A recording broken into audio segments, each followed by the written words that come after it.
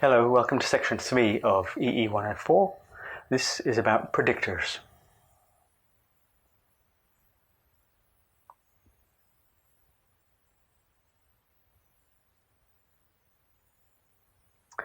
So one of the primary tasks in machine learning is data fitting. We have a variable y and a variable x, and we think they're related by some function, say y is equal to f of x. We think y is approximately equal to f of x. Here we think about x as an independent variable and y is the outcome or the response. We might call it the target or the label or the dependent variable. Very often we have y is in Rm and x is in Rd. So these are both vectors.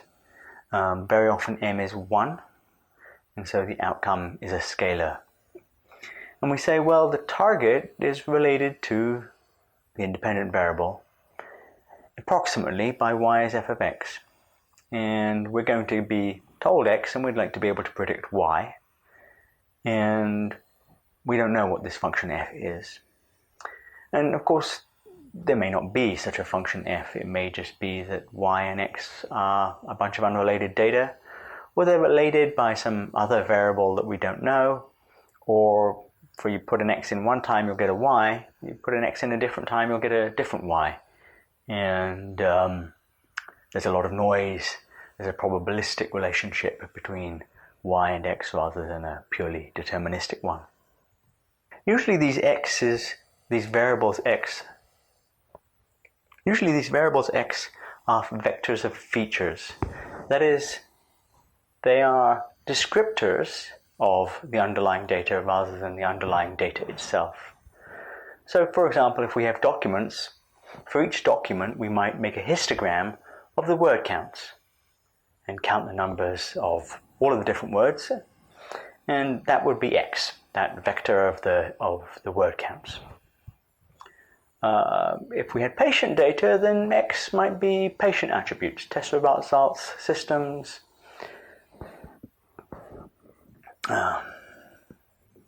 Let's start again. Very often x is a vector of features rather than the raw underlying data. So for example, if we had a document, then the corresponding x might be a count of all of the different words in the document, the word count histogram. If we had patient data, then x might be a list of different patient attributes, a list of test results, perhaps a list of symptoms. If our data consists of customers, then for each customer we'll have an x, which would be the purchase history of that customer.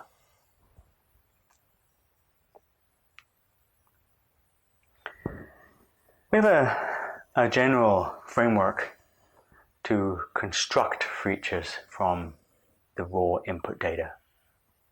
So the raw input data might be a vector itself, it might be a word or a document, it might be an image, it might be video, it might be audio, or it could be a list of such attributes.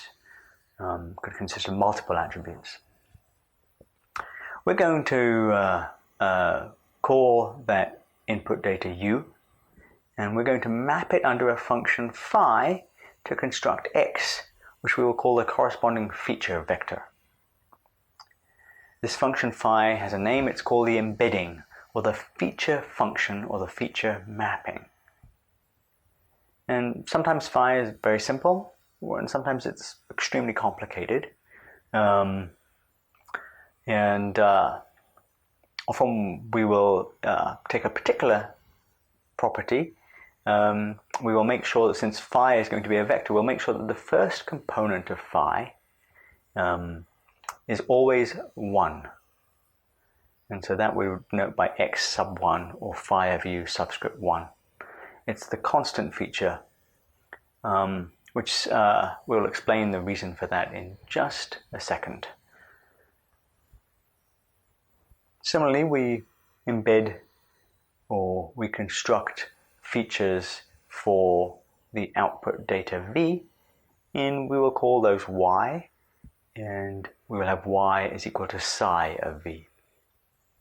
So our data comes in pairs, ui's and vi's. The ith data element is a pair ui, vi. We map those to a pair xi, yi.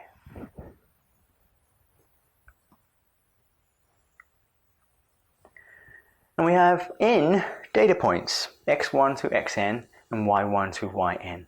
And once we've embedded them, once we've constructed features, then we no longer need to look directly at u and v, and instead we can focus our attention on x and y. So we will have n d-dimensional vectors x1 through xn and n m-dimensional vectors y1 through yn, y1 through yn.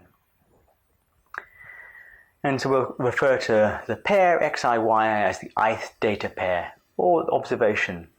A particularly evocative term is to refer to it as the ith example from which we wish to learn. And collectively we would call the entire set of x's and y's a data set. So that's our fundamental data that we're going to use in order to construct some fitted model for the relationship between x and y. We also might have prior knowledge about what f might look like. For example, if f is a function, we might say f is smooth or continuous, which means that if x and x tilde are two vectors that are close to each other, then f of x and f of x tilde should also be close to each other. Another thing we might know, prior knowledge about f, is that we might know that y is always non-negative. And so we would like to ensure that property of f holds in our model. We're going to learn from x's and y's, and we're going to see a whole bunch of y values. And no matter what y values we see, we would like to ensure that the model that our learning algorithm produces has the property that f of any x is always non-negative. And there are many other such prior knowledge. And there are many other examples of prior knowledge that one might have.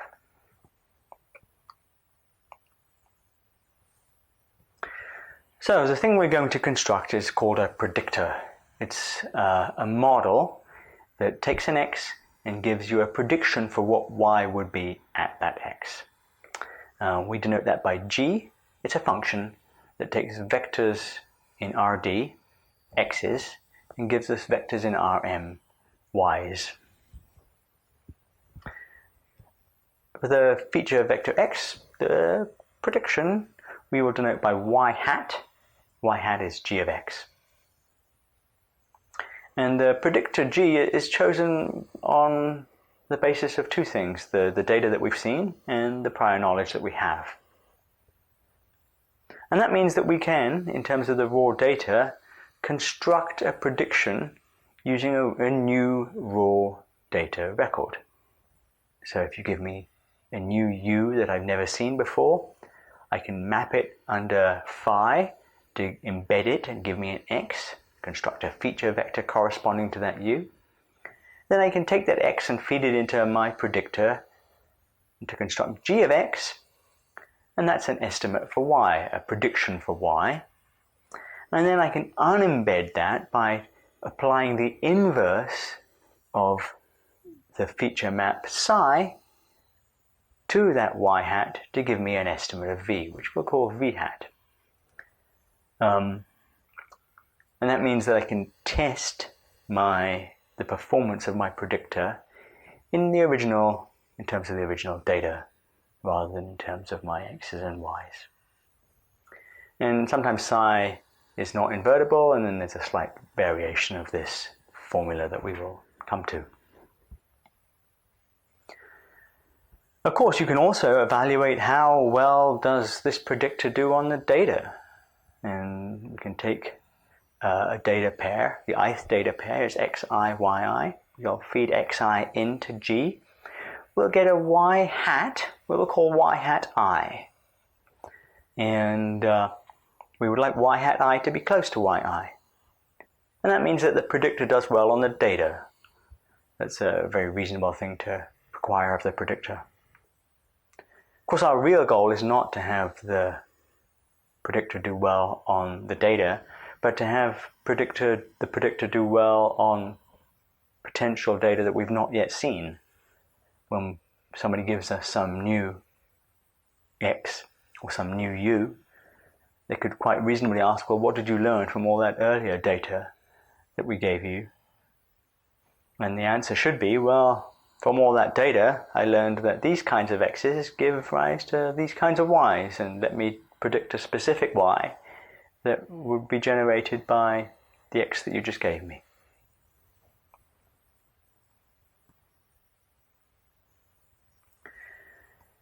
Now, when we're working with predictors, we typically don't just say, well, here's the predictor. We typically have a parametrized form for the predictor. So the predictor is a function of two things. It's a function of x, and it's a function of some parameters theta.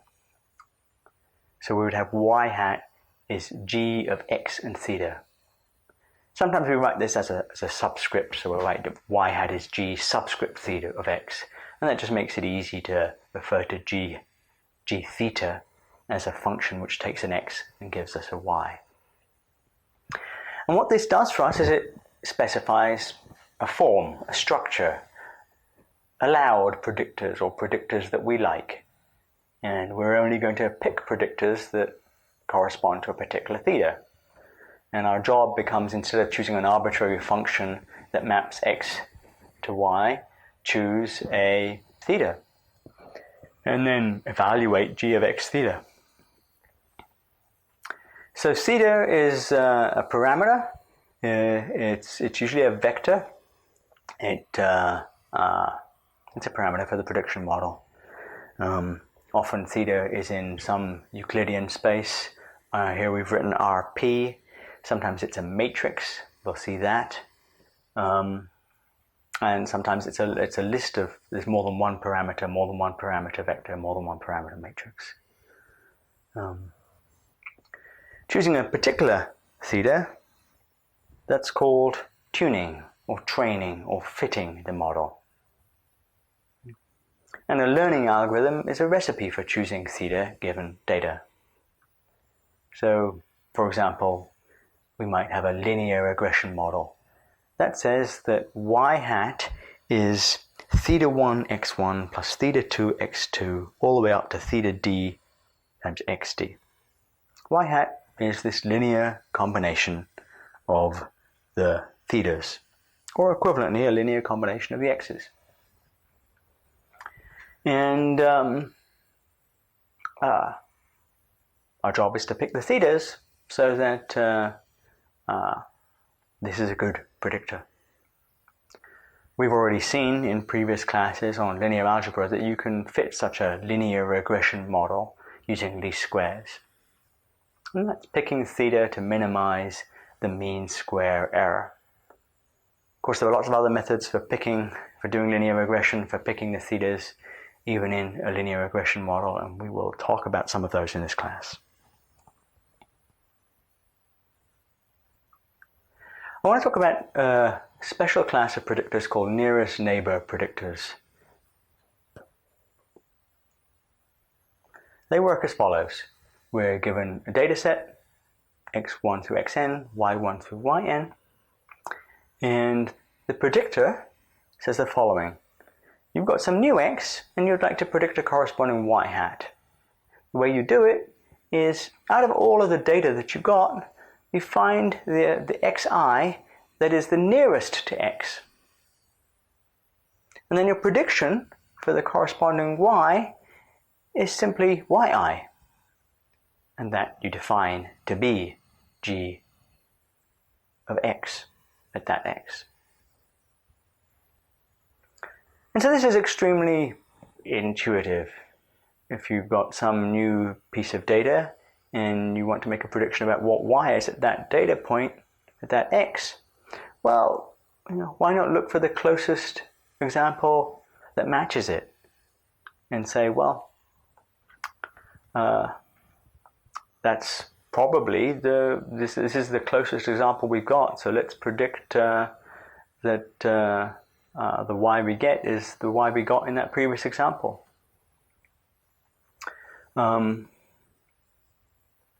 It really is, of course, a parameterized predictor.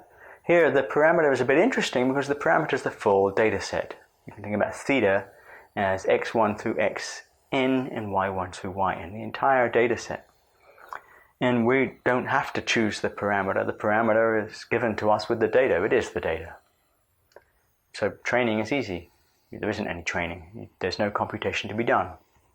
All we have to do is keep track of all the data we've seen, and whenever we get a new query point, a new x, we just look for the closest x in the data set and get returned the corresponding y. This means that g is going to be a piecewise constant function of x, because when x is closer to xi than all the other x's, well, g of x is just yi. We can see that on this plot right here. Let me see if I can highlight some points on this.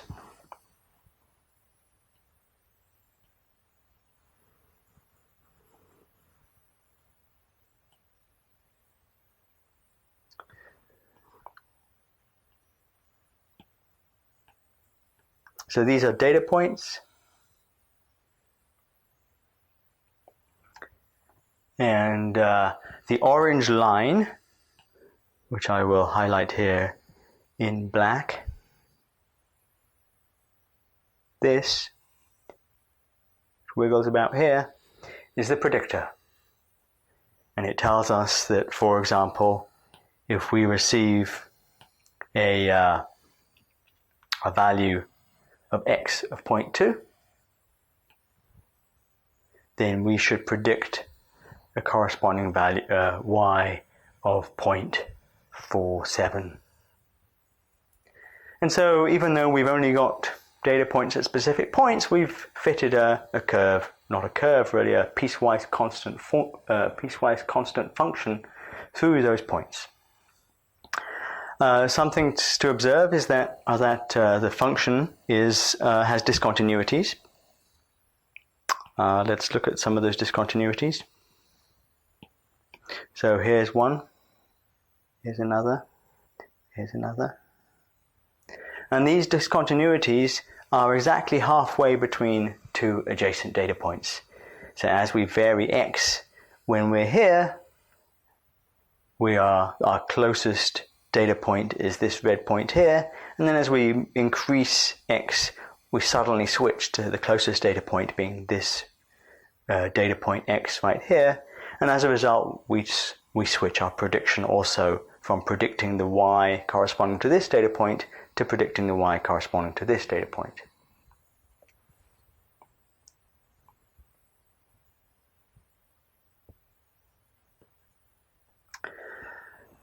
You can do this in more than one dimension. It doesn't have to be a one-dimensional x here. One can do this when x is d-dimensional as well. Here's a two-dimensional case. The two-dimensional case here, we have data points which are right here. I'll highlight these blue points. And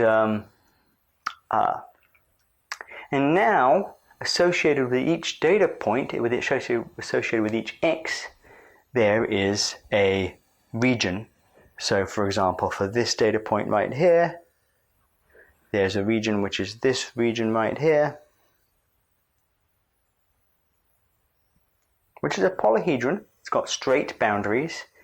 And this is the set of data points for which this is the set of x's for which the corresponding closest data point is this one. If I'm here, my closest data point is this one. Now, if I move across this boundary, suddenly I switch to the case where my closest data point becomes that one over there. So each data point has a corresponding region, and those regions are called the Voronoi regions associated with the data. So the function, the predictor, is piecewise constant. It's constant on Voronoi regions. And here's a three-dimensional plot of it.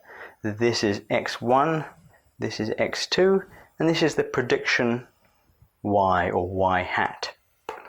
And so here we have, again, we have data points here.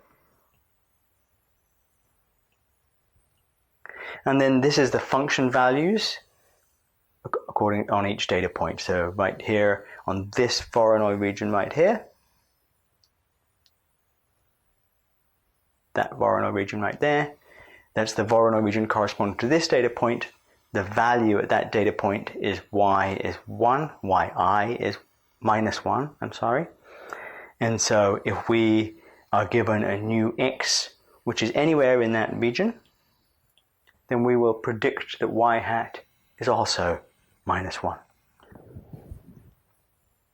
So now we've seen the nearest neighbor predictor, we can extend that idea and talk about the k nearest neighbor predictor.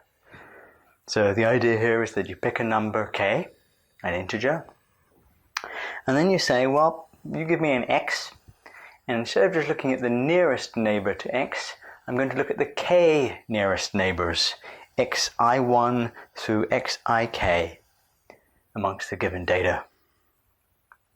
And what we're going to predict is we're going to predict y hat to as follows. We're going to take those k nearest neighbors, the nearest xi's, each one of them has a corresponding yi, and so we've got k corresponding yi's, and we're going to construct the average of those k yi's, and that's going to be y hat.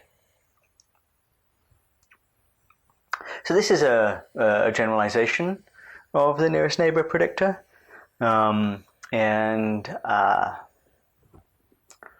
it's certainly very useful, it's very well used.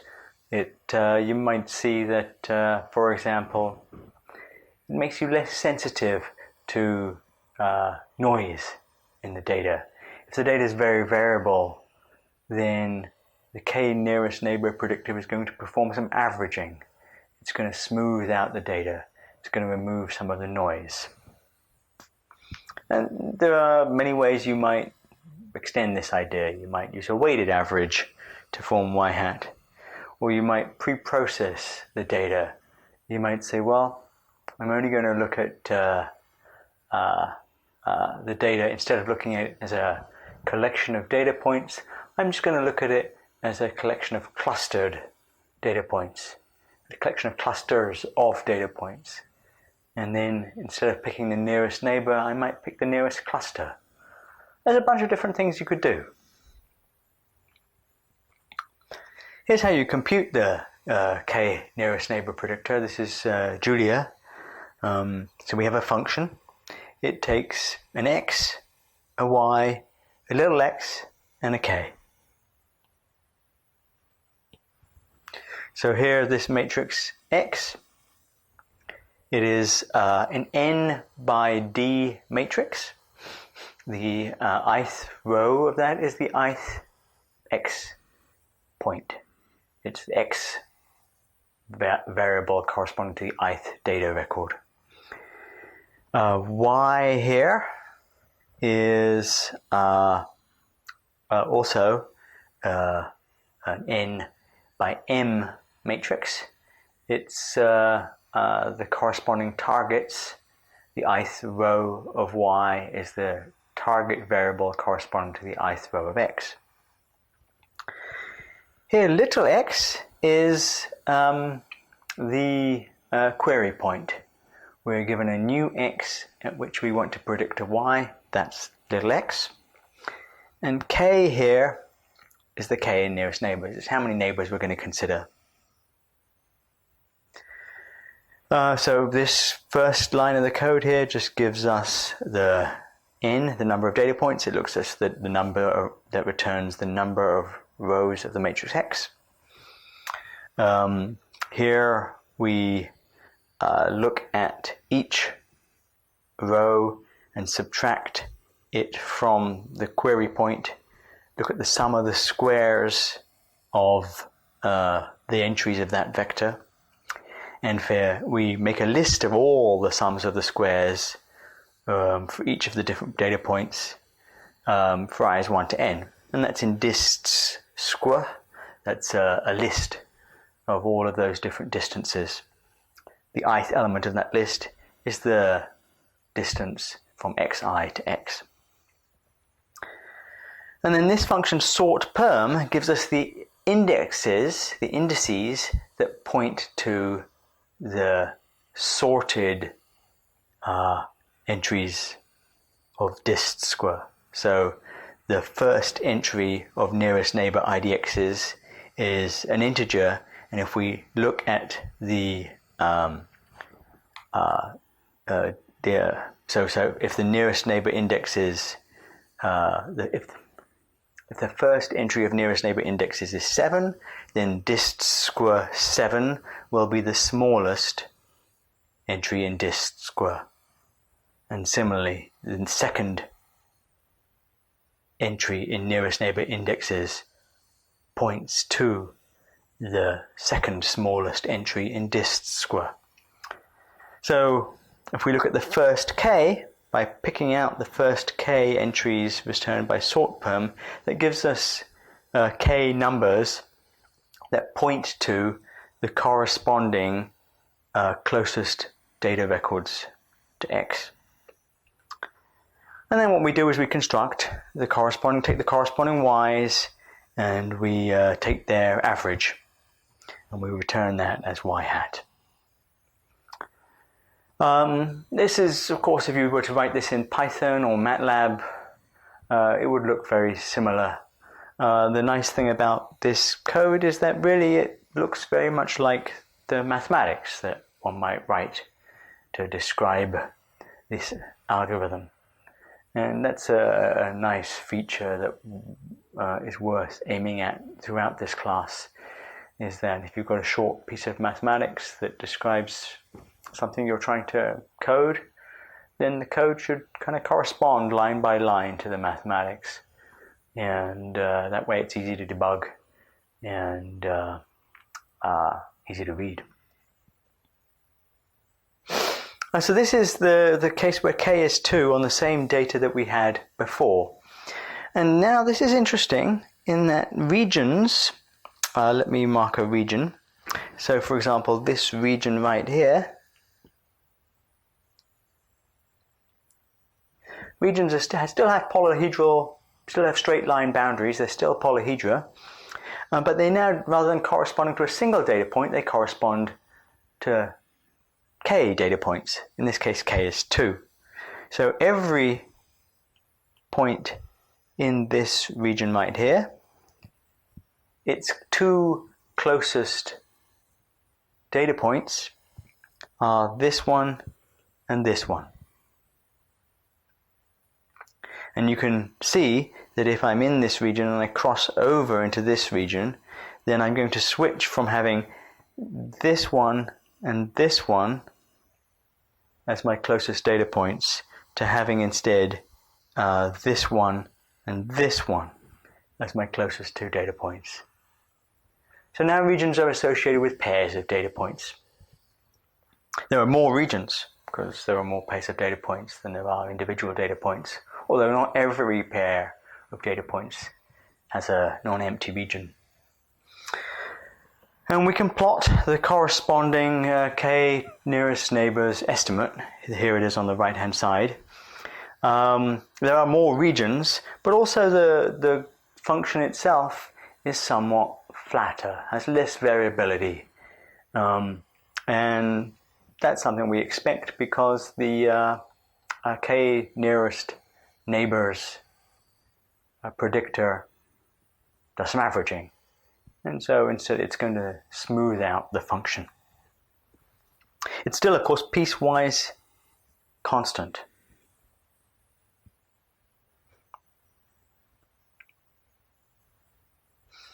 Now instead what we can do, there's another variant of the k nearest neighbors. This is the soft nearest neighbor predictor.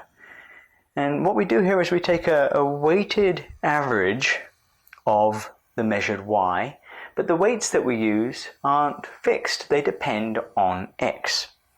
And so here's a very common choice of weights right here. These weights are interesting. One thing you might notice is that if I sum those up from I is 1 up to n, then wi is equal, the sum over I of wi is equal to 1. Let's write that down, perhaps using a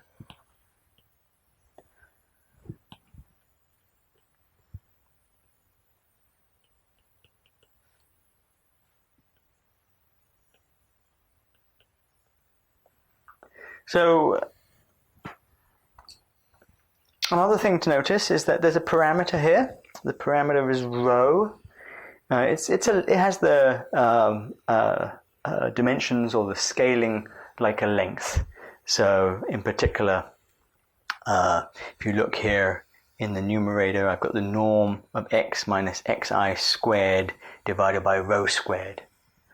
So when rho is very small, well, 1 over rho squared is very large, and so e to the minus something divided by rho squared is going to be extremely small, unless there's something in the numerator, unless the x minus xi norm squared is also very small, unless it's of the similar size to rho squared.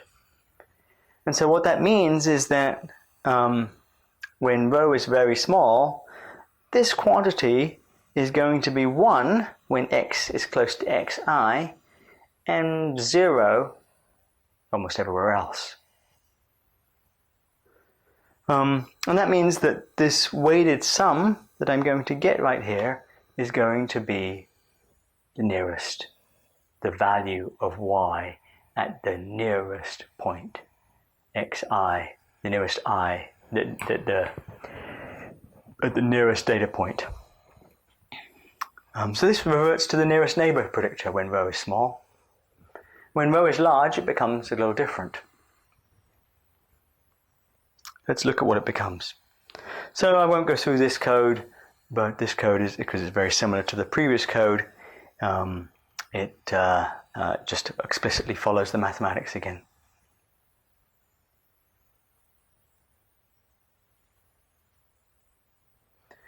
So here are the soft nearest neighbors predictor. This is the case where rho is 2 on the left here, and you can see it's really rather smooth. When rho is 1, it's becoming a little bit more similar to the nearest neighbor predictor. Here we can see when rho is 0.5, over here we can see something that's really quite close to the nearest neighbor's predictor. And the nearest neighbor predictor is here on the left, and we can really see that there's a correspondence between those two. So this is a nice way of smoothing out the nearest neighbor predictor, and instead of us having a discontinuous piecewise constant function, one has a smooth function, and we can make it as smooth as we like.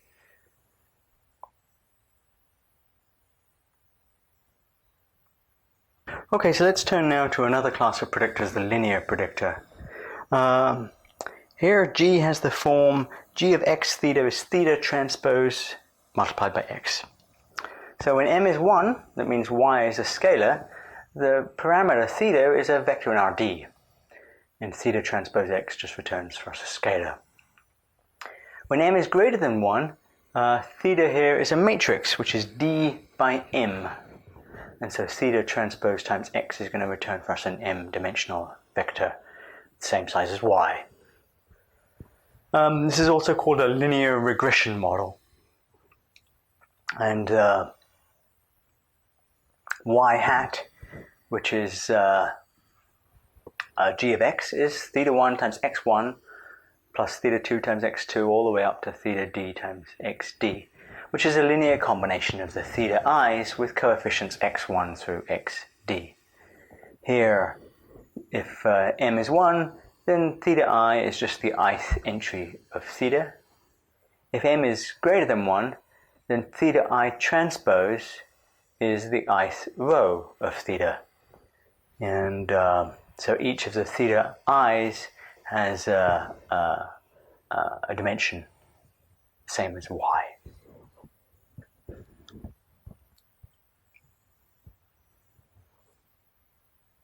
So we can interpret this. Suppose y is scalar, just for the to make the explanation simple. You can of course extend all of these ideas when y is a vector. Well, then the linear predictor has the form y hat, which is g of x is theta 1 times x1 plus theta 2 times x2 all the way up to theta d times xd. And that means that we can interpret the thetas very directly. So theta 3 is the amount that the prediction y hat increases when x3 increases by 1. If you happen to be in the case where your x3 is a Boolean, so it only takes values 0 or 1, then theta 3 is going to tell you how much y hat is affected when x3 turns on or turns off. If theta 7 is 0, well, that tells us something also. It tells us that the prediction does not depend on x7. And in general, theta is small as a vector means that the prediction is insensitive to changes in x. And there's a very little, nice little one-line computation here that illustrates that. Here we're looking at the absolute value of the difference between g of x and g of x tilde. So we've got two different x's. And, well, g of x is theta transpose x, and g of x tilde is theta transpose x tilde. And so gathering together the x's, we get that's equal to theta transpose x minus x tilde. And now we can use the Cauchy-Schwarz inequality. Remember what that is. Let me just write it down.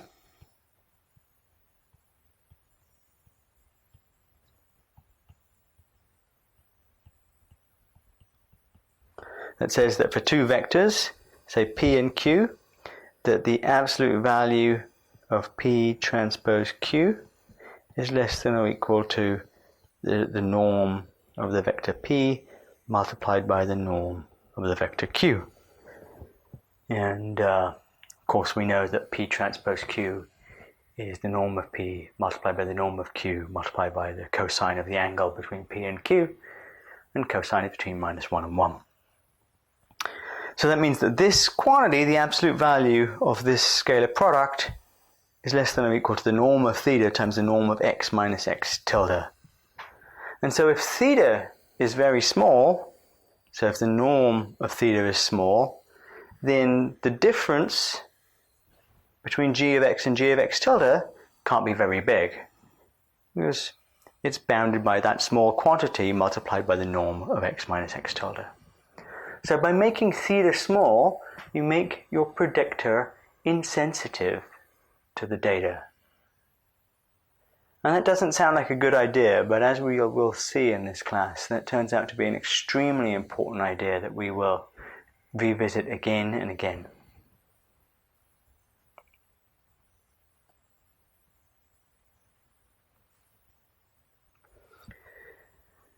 In many cases, the first feature is constant. We made x1 is 1, and that's a choice. We get to choose how we are constructing the features, what our maps phi and psi are. And so we often choose x1 to be 1, the constant feature. And the reason we do that is that then the linear predictor, say g of x, is theta transpose x, which has this term at the beginning of it, theta 1, a constant term which doesn't depend on x, plus a term that is linear in x. So it's linear plus constant. And theta 1 is called the offset or the constant term. Some people would call it the bias in the predictor.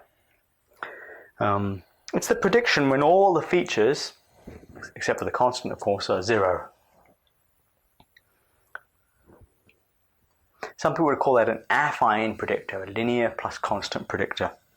If it was a linear predictor, then when x was 0, we would have to have y hat be also 0. Here, 0 is somewhere down here is the origin. And we can see that our prediction doesn't pass anywhere near the origin.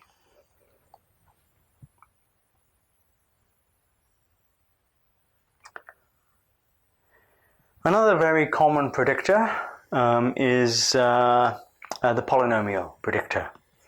So here, what we're doing is we're taking an appropriate embedding, we're choosing features, and by choosing features in this way, we can get a nonlinear function of u, even though we're using a linear predictor based on x.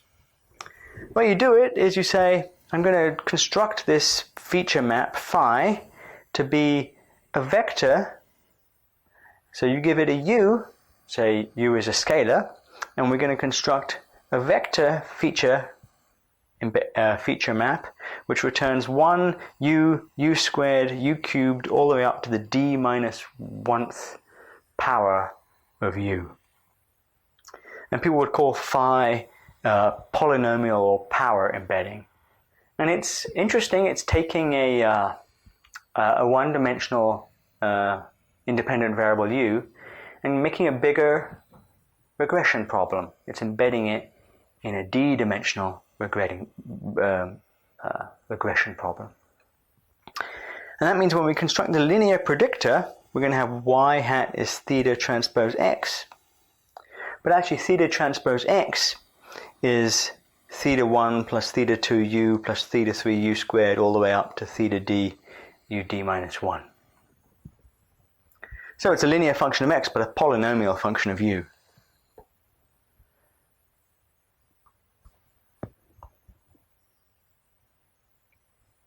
Here's an example. So I've got a bunch of data points here and fitting a quadratic here, or a cubic right there.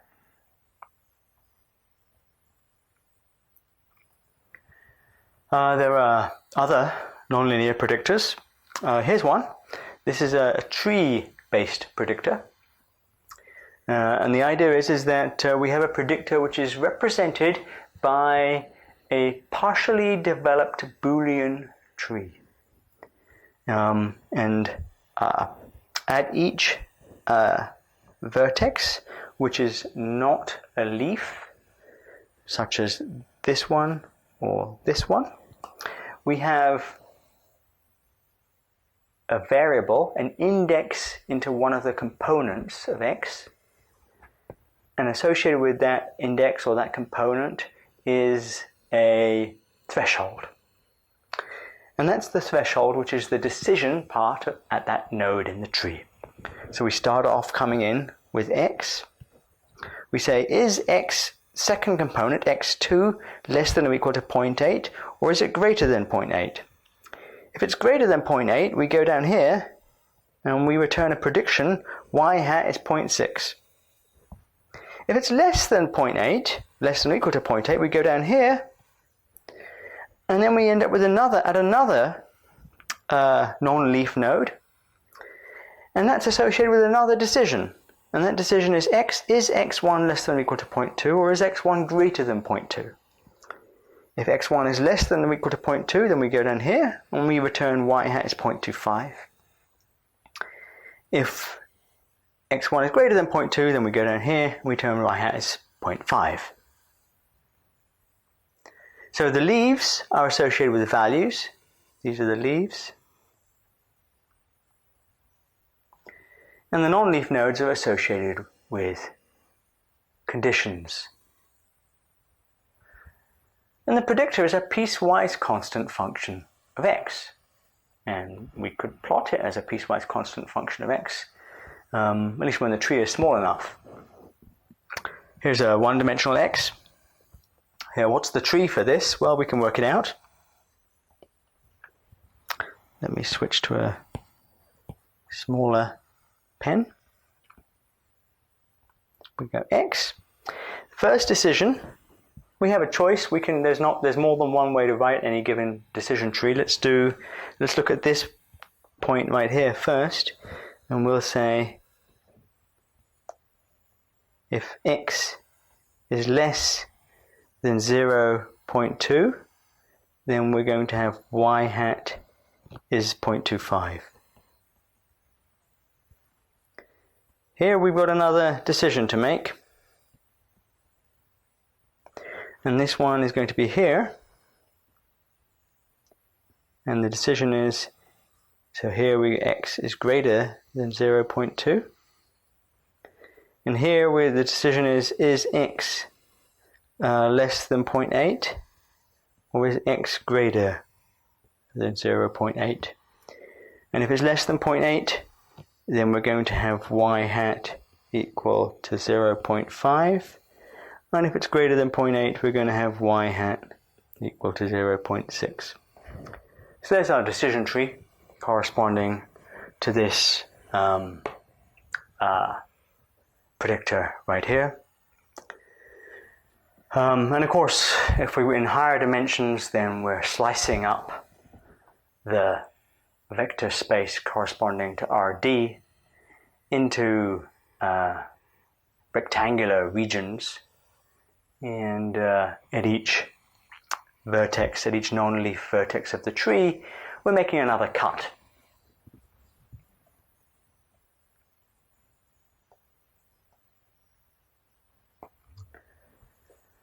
Okay, let's look at another class of predictors. These are the neural network predictors. Very important, very powerful class of predictors, extremely widely used. So what is a neural network? A neural network, this is a feed-forward neural network, which is perhaps the most common type of neural network. There are others as well that we will discuss, but this is the most common kind. It's a composition of functions. So here I've got three functions, G1, G2, and G3. And I take X and I apply it to G1, and then I take the result and apply it to G2, and then I take the result and apply it to G3, and that gives me Y hat. And you can have any number of functions here. Here we've just got three for the sake of example. We write that using this notation, that the predictor G is G3 composed with G2 composed with G1.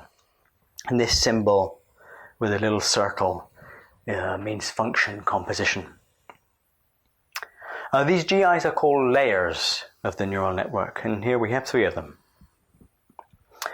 We can split up this function composition into three independent things. First of all, we apply X. We take G1 and apply it to X and get Z1. Then we take G2, apply it to Z1 and get Z2. And then we take Z2, we take G3 and apply it to Z2 to get our output Y hat. And these intermediate variables, which we've introduced here, Z1 and Z2, are called activations. They're the outputs of the ith layer. And to make it all consistent, we might make X here Z0, and we might make Y hat here Z3. And that's a very reasonable notational convenience that we'll make use of. And here it says here D0 and D3, and let me tell you what those are, because one of the things that's going on here is that each one of these Z's can have a different dimension, and we will have Zi is going to be in R to the Di.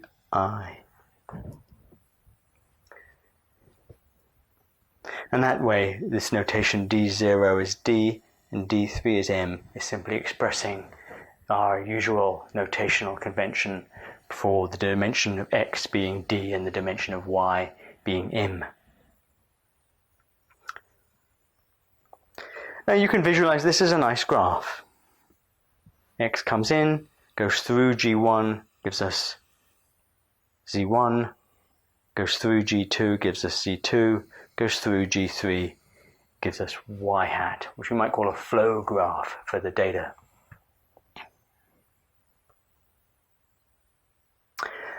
These layer functions have a particular form in neural networks. Here's what they look like.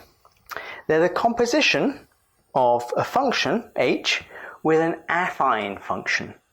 So here, theta I transpose 1 zi minus 1. What this parentheses notation means, let me tell you what this means. If I write x, y, z in parentheses, that's exactly the same as writing a column vector x, y, z with them stacked up on top of each other. So when I write theta I transpose 1 comma z, what I'm really saying is that I've got some vector theta I transpose 1 z. And that's, of course, I could expand that as saying that's theta I 1 times 1 plus theta I 2 times z1 plus all the way up to theta I, whatever the dimension is, d plus 1 times z d. It's a linear combination of the zi's, and of course I don't need to write that 1 in there because it's just 1. It's just theta I1. So I take a linear combination of the z's with a constant term, an offset, and then I apply a function h to it. Now remember that the z's are vectors, and the output can also be vectors, and that would mean that theta I would be a matrix, and its dimension would be r di minus 1 plus 1 by di, because its input is a vector z I minus 1, which has dimension r di minus 1, and its output is going to have dimension r di. And this is the parameter associated with layer I. These are also called the weights. Now what I'm doing with that vector, which is produced by this affine function, is I'm applying a scalar function h to it. And that scalar function h is called the activation function. And it acts element-wise. So it's applied to each entry of the vector separately.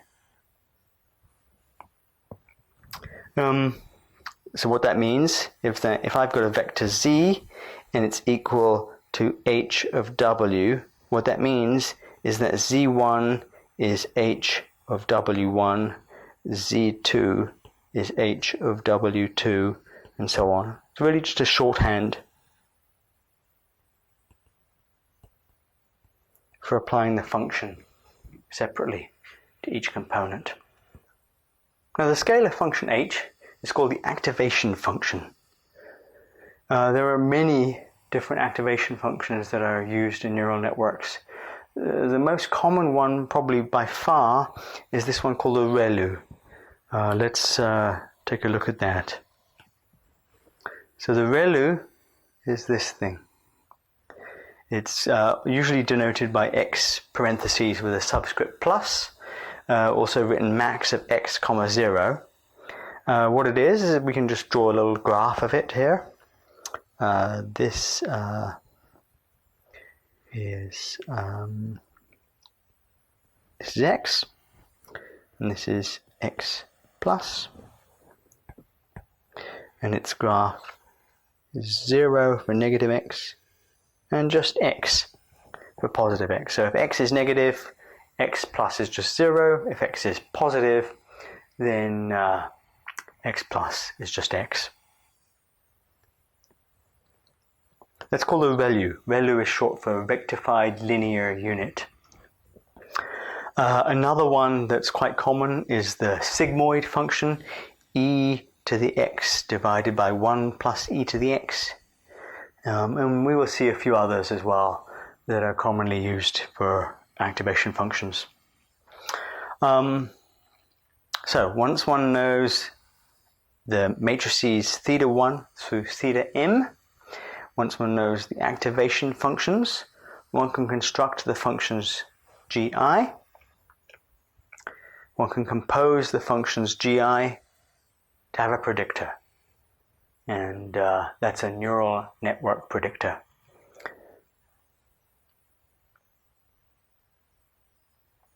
It's often drawn as a network.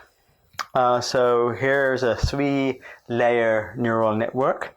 Remember what the functions are. Our first function, g1, takes these two variables, x1 and x2, and constructs these 4 variables. So here, the dimension here is d is 2, d1 is 4, that's the dimension of the variable at the first layer, it's the first activation. And we have d2 is 2, and then we have m is 1, which is just d3 is 1. And the function that maps us this way is g1, the function that maps us this way is g2, and the function that maps us this way is g3. But it's quite convenient to draw this as a network like this, where we've expanded out each of the variables, because then one can see several things. One can see that, for example, the first component of z1 depends on x1 and x2, as does the second, as does the third, and as does the fourth. And the coefficients that enter into this dependency are the entries of the thetas. So, for example, z2 component 1 is a linear combination of the z1s, z11, z12, z13, z14, plus a constant term passed through the activation function. So it's h of a linear combination of these plus a constant term. The coefficient of z11 is going to be theta 2, 2, 1. Here we can also see that the z14, its coefficient is the activation function composed with a linear combination of x1 and x2 plus a constant. The coefficient in that linear combination is theta 1, 2, 4.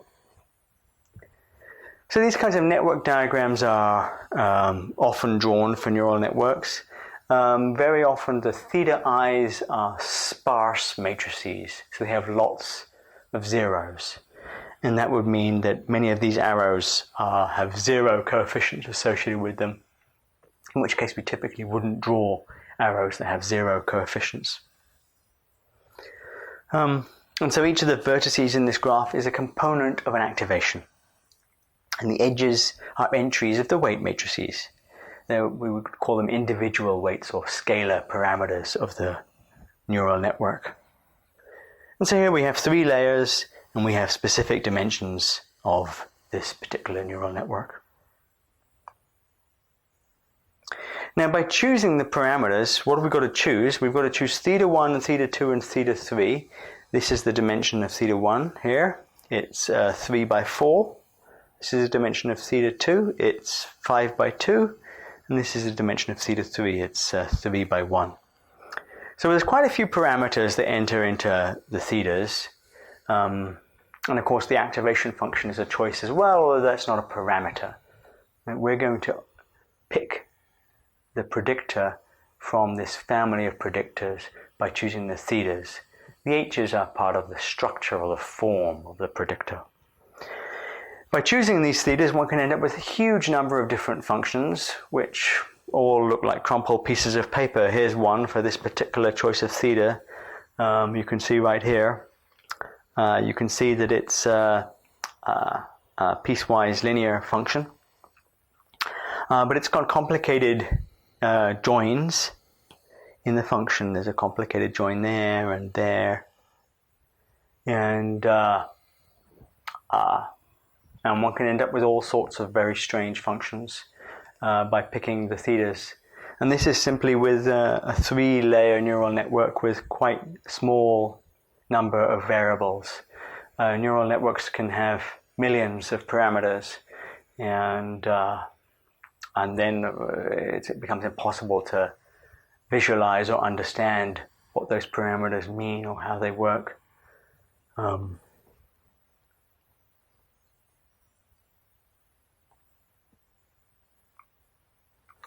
So in summary, a predictor is a function. It takes x's, which live in Rd, and gives us back y's, which live in Rm. And it's meant to predict the outcome y given a particular feature vector x. There are many different types of predictors: nearest neighbors, trees, linear predictors, neural networks, many others. And most of them are parametrized. We'll write them g of theta of x. G fixes the form, and theta are parameters that we choose. And we're going to choose them so that we fit the data as well as possible. And that's called training the predictor. And we're going to see later how training is done.